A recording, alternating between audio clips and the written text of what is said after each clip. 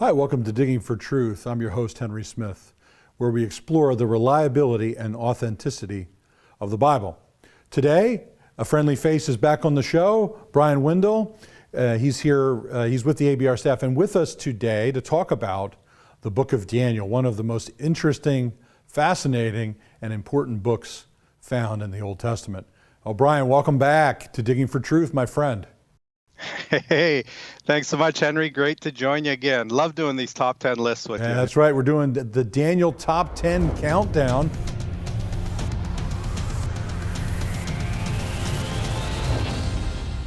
And I'm really excited to do this one with you. I guess we could say about just about any topic in the Bible, there's controversy surrounding X, Y, or Z, what we might say about the Bible. But Daniel has its own particular controversies. Maybe you could give an intro to that and we can jump into our top 10 list. Sure. Well, you're right. Daniel is one of the most hotly contested books of the Bible, and it purports to describe events in the 6th century BC of Israel and the exiles in Babylon, and it's traditionally been attributed to Daniel, the prophet. But since the 19th century, scholars have doubted its historicity. They've doubted Daniel wrote it. They say, no. It was probably written by someone in the 2nd century BC, and that it was written to encourage the Jewish people who were being persecuted under Antiochus Epiphanes and in about the 160s. But recent linguistical studies studying the language of the book of Daniel have pointed out that the Hebrew that's used in the book of Daniel, for example, is earlier Hebrew. It predates the Hebrew that we find in the 2nd century BC Dead Sea Scrolls, for example. And another study has looked at the Aramaic that's used in the book of Daniel and discovered that it is Imperial Aramaic, and that it is Imperial Aramaic from the period of about 600 to 330 BC, not the Imperial Aramaic of a later time, particularly during the 2nd century BC. Moreover, I think that there is good reason based on the archaeological evidence as well to believe that that this book was written by Daniel and that it does accurately describe the events of the 6th century BC. That's a good intro, Bryan. No matter, there's different interpretations of Daniel's visions of the future about future kingdoms.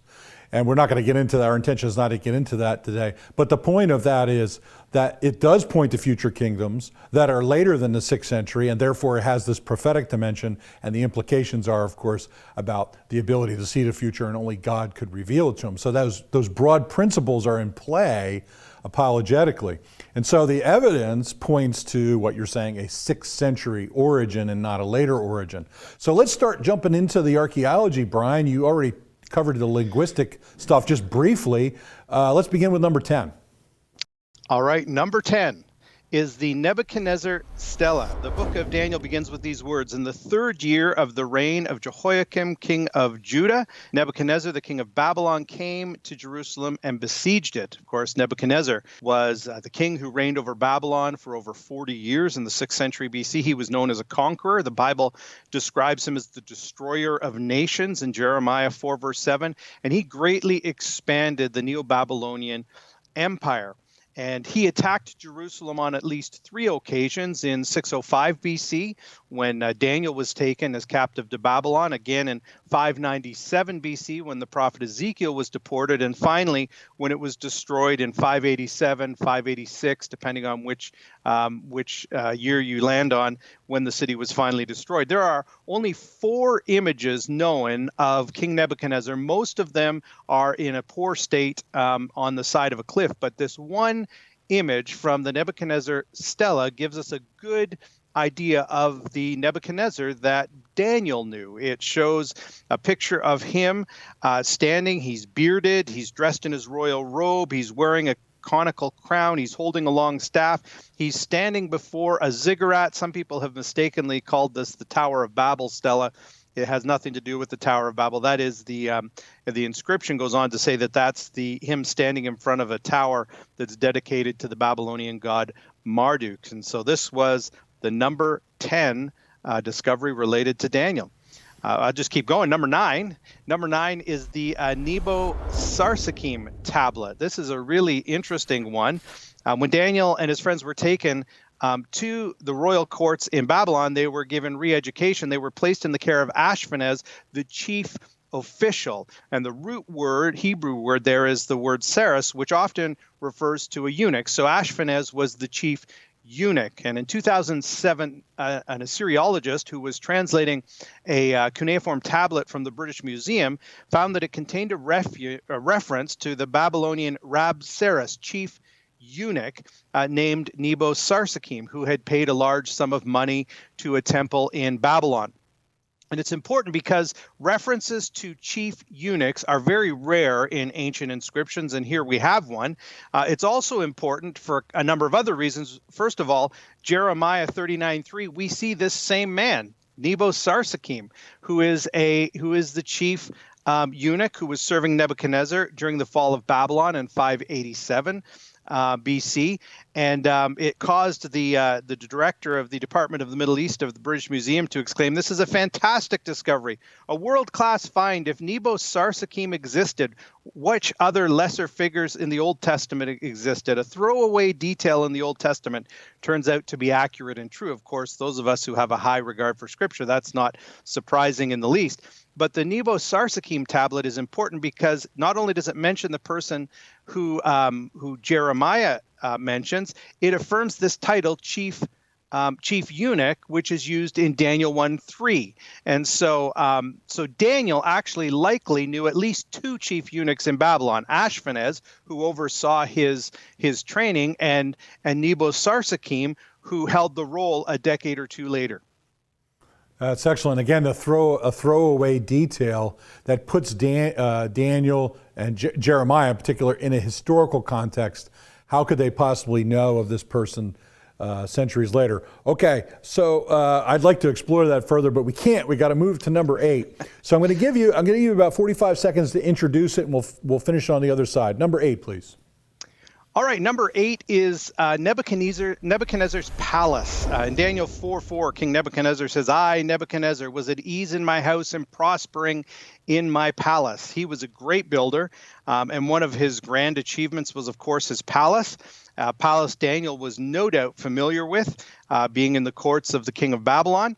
And in one of his inscriptions, Nebuchadnezzar describes how he rebuilt his father's palace in greater grandeur, using mighty cedars for the roof, doors of cedar overlaid with copper, thresholds, sockets of bronze, precious stones throughout. And so we'll talk after the break about the discovery of Nebuchadnezzar's palace. Excellent. Thank you for joining us for Digging for Truth, friends. We're talking about the top 10 discoveries related to Daniel with my friend and colleague, Bryan Windle, and we'll be right back. In a culture of intense Bible-denying skepticism, Associates for Biblical Research exists to strengthen followers of Jesus by affirming the authority of the Bible. Our archaeological fieldwork and original research form a strong foundation in upholding the reliability of the Scriptures. For students or anyone asking if they can really trust the Bible, please visit our website and partner with us by joining our prayer team or financially supporting this ministry. And thank you for standing with us.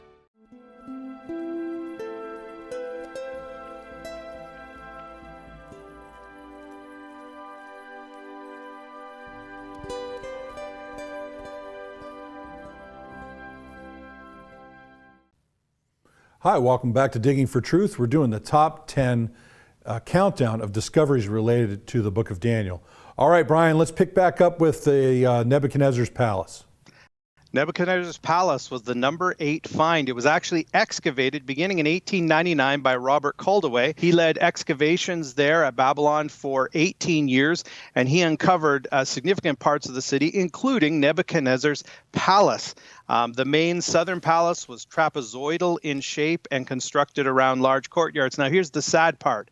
The sad part is that in 1987, Saddam Hussein ordered the palace to be rebuilt with little regard for archaeological past that he was erasing, and it's been dubbed Disney for a despot. And so what you can actually see from Google Earth, which matches the drawing that Robert Caldaway did when he excavated it, the site you can see from Google Earth is actually Nebuchadnezzar's reconstructed palace that Saddam Hussein reconstructed there. So that was number 8. All right, now number 7, the Temple of Marduk, Brian.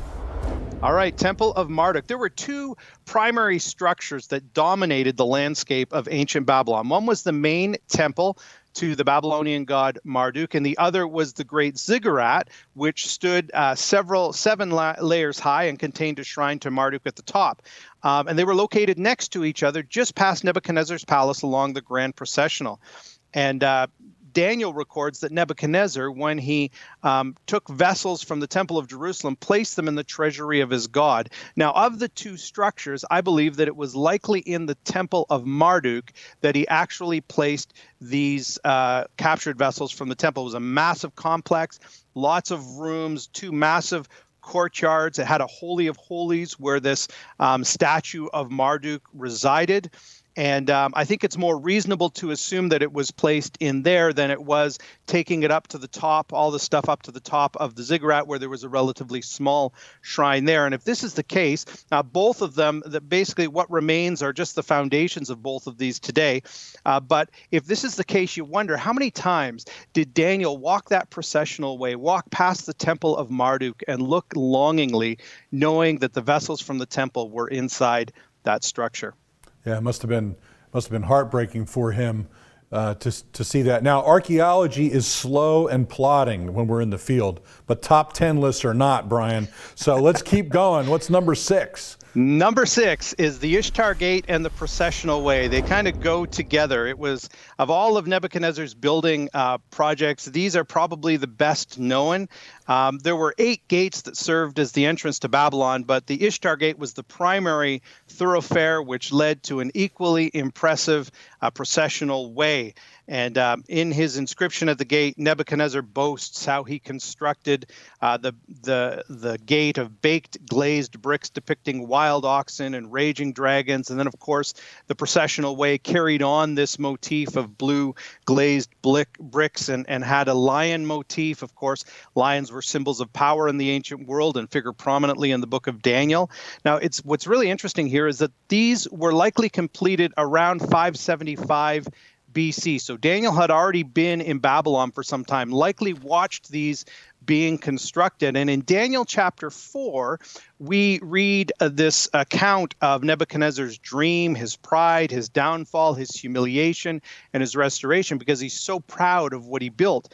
And this likely happened later in his reign during 573 to 562. And so if this is the case, these inscriptions of him boasting about these great things that he built at the Ishtar Gate and the processional way add weight to the words that Daniel includes there about the king's pride and him needing to humble himself. Yeah, it fits right in the context as we've been saying all along, and we often say. Okay, now we're on to number 5, which is not Babylon 5, the old TV show, but Babylonian Chronicle 5 for number 5. Go, Brian. All right, the Babylonian Chronicle 5. The Babylonian Chronicles are clay tablets written in cuneiform script that describe the significant events in the Babylonian Empire year by year. And the Chronicle for the years 605 to 595, known as ABC 5, or more popularly as the Jerusalem Chronicle, they cover the early time when Daniel was in Babylon.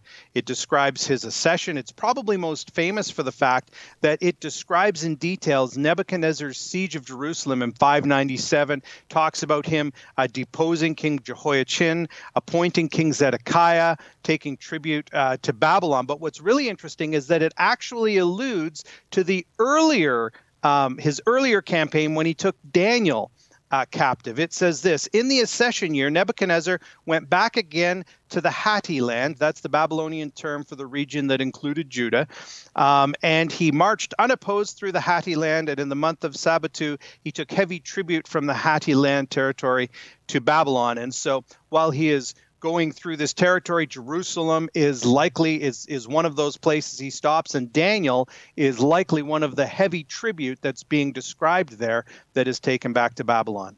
It's cool stuff. Okay, one of my favorites, this is actually one of my favorite discoveries related to Daniel, the Nabonidus cylinders, number 4. Number 4, Nabonidus cylinders. Yeah, these are really interesting because prior to the middle of the 19th century, a Babylonian king named Belshazzar, Daniel 5:1, was unknown to history. Ancient historians like Berosus and Aberdeenus recorded that Nabonidus was the last king of Babylon. And this changed, of course, in 1854 when J.E. Taylor discovered 4 cylinders in the ruins of a ziggurat at Ur, which contained a prayer of King Nabonidus.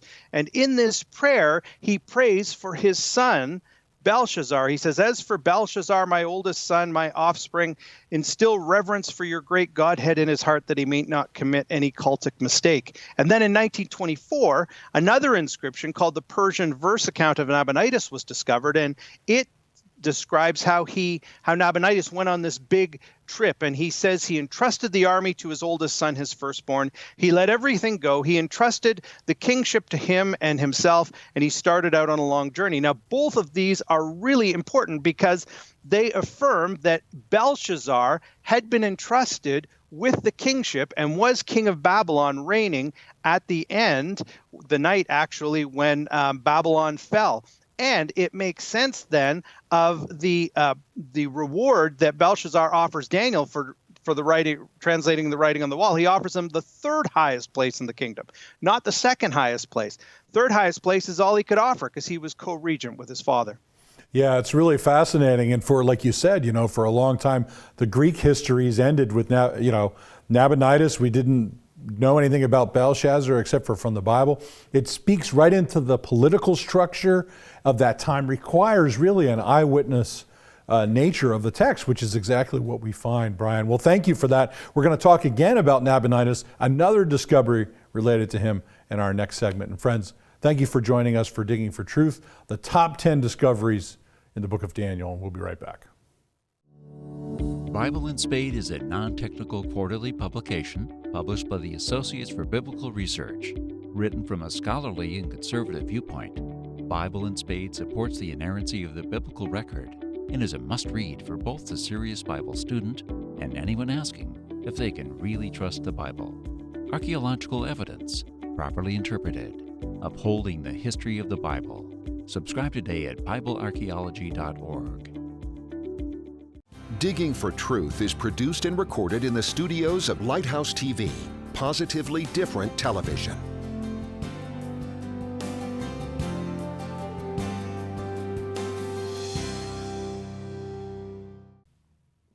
Hi, welcome back to Digging for Truth. I'm Henry Smith. I'm your host, and I'm here with Bryan Windle, my friend and also ABR staff member. The Lord also has him serving as a pastor up in Canada. Okay, Bryan, we are down to the top 3 discoveries of the book of Daniel. I mean, it's just such a rich book. There's so much history, so much archaeology, but you've identified some exciting discoveries. Number 3 related to Nabonidus. Go ahead, please. All right, the number 3 discovery, I think, in terms of importance related to the book of Daniel, is the Nabonidus Chronicle. The Babylonian Chronicle for the years 556 to 539 are also called the Nabonidus Chronicle, and it describes the final years of Nabonidus' reign and the fall of Babylon to Cyrus, the king of Persia. And it records this: when Cyrus did battle against the armies of Akkad, the people of Akkad retreated on the 16th day. Ugbaru, the governor of Gutium, and the army of Cyrus, without battle, entered Babylon. And then a few days later, Cyrus himself enters Babylon. And there are numerous details in this text that are in alignment with the brief biblical description of the fall of Babylon in Daniel chapter 5. First of all, Babylon, the city of Babylon, was captured without battle. And this seems to also affirm Herodotus' account that the Persians diverted the river, which lowered the water level of the river going into Babylon, and the Persian soldiers were able to sneak in that way. And also that Herodotus says that it was during a festival that this happened, which is, of course, what the biblical text says too.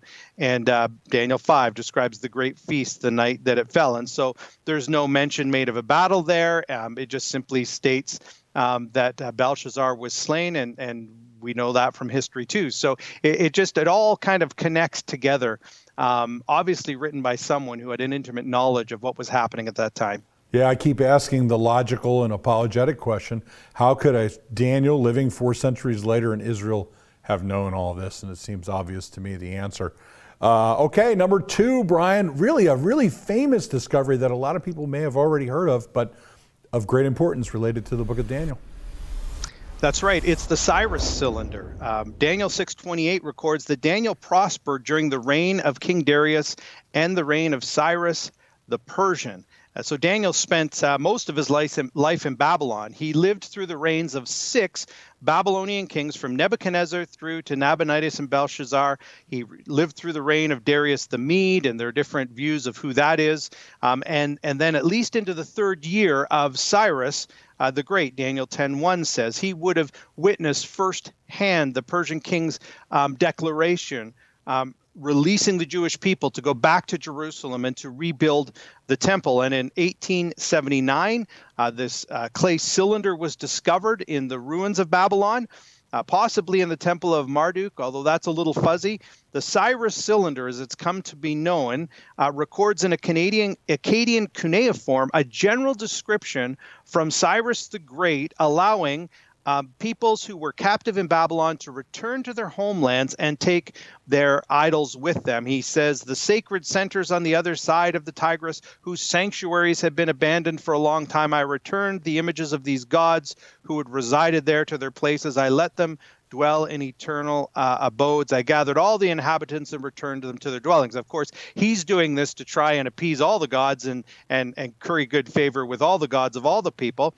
But the Cyrus cylinder makes clear that that was the policy that we see described in the book of Ezra. Now, in the case of the Jewish people, they didn't have idols, and so they were allowed to take back all of the vessels that had been taken from the temple and allowed to go back and rebuild their temple. Yeah, it's remarkable. And you know, there's many prophetic visions given in the Old Testament to the prophets.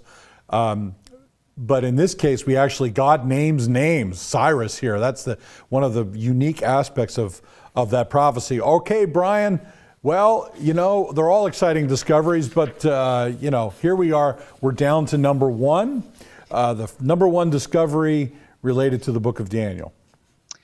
Yeah, the number 1 discovery related to the book of Daniel, I think, is the Dead Sea Scroll fragments of the book of Daniel. They're hugely important. First of all, Jesus attributed the prophecies in Daniel to Daniel himself, Matthew 24. But many today, as we've mentioned, would argue that the book of Daniel was not composed by Daniel the prophet in the 6th century, but by someone much later during the 2nd century, after, and this is key, after the prophecies that are in the book of Daniel, because critics say there is no such thing as foretelling the future, and so this book must have been written after these particular events. It's important to note the presupposition of the critics and the bias that they have when they come to this particular text. Now, the problem with that is that there have been a number of copies and fragments of Daniel that were found in the Dead Sea Scrolls, and the earliest dates to the 2nd century. And so there really is not enough time for this book to have been written, people say in the 160s BC, to encourage the Jews under who are being persecuted. There's not enough time for the book to have been written, to have been widely spread around, and then to have been accepted as canonical. Because one of the things you see at the Qumran community is that it was accepted pretty much as canon. There's so many copies of it. It's quoted also in other Qumran scrolls, and so there really is not enough time for it to be widely circulated and to be accepted as canon. And I think that this discovery falsifies the view that it was a late 2nd century composition. It makes way more sense to accept it as a 6th century composition, based on the details that we know of from archaeology and based on the fact that it's widely accepted now in the 2nd century at Qumran. Yeah, and the Qumran community was not the central authority keeping the original scrolls. They would have been kept in Jerusalem. So the fact that they were already there buried in caves points to that. Okay, Bryan, I'm going to give you 30 seconds to wrap up Daniel. How's that for an assignment for you? Sounds good. Here's how I look at it. If you look at this with an open mind, and I will admit my bias coming at Scripture, having a high regard for it, but there are just too many details that have been affirmed by archaeology that demonstrate that the Daniel describing the 6th century is accurately describing 6th century history, details that a writer living over 400 years later I don't think could have possibly known. And so it makes more sense to say that these discoveries are authentic, that the book of Daniel rather is authentic, that it is historically reliable, that it is describing a period that Daniel the prophet actually lived through, and that his book was widely circulated and accepted as canon as it should be.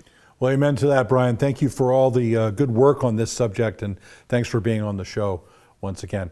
Well, friends, you can see that you can trust the book of Daniel, and I'm reminded that Jesus points to himself as the Son of Man, which is in Daniel chapter 7. The Son of Man came to seek and save the lost, and we hope that you'll embrace this truth today. Thank you for watching Digging for Truth.